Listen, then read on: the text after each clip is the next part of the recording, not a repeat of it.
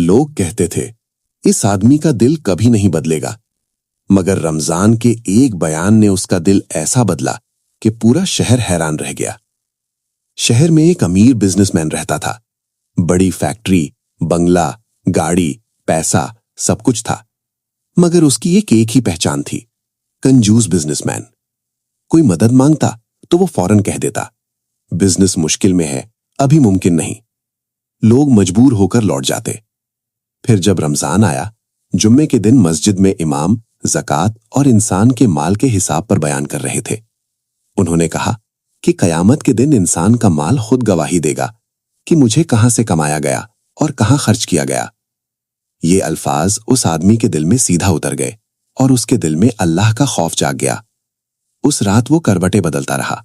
नींद उसकी आंखों से गायब थी। अगली सुबह जब वो ऑफिस जा रहा था, ट्रैफिक सिग्नल पर उसकी नजर एक छोटे बच्चे पर पड़ी।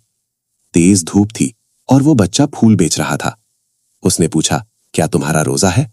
बच्चा बोला, हाँ। फिर वो बोला, बेटा रोजे में इतनी मेहनत क्यों कर रहे हो? बच्चा हल्का सा मुस्कुराया और बोला, अम्मी बीमार है, अगर काम ना करूं तो आज घर में इफ्तार के लिए कुछ नहीं होगा। ये सुनते ही वो खामोश हो गया। उसे अचानक अपना बचपन याद आ गया, जब वो भी कई रात भूखा सोता था और कोई मदद करने वाला नहीं होता था।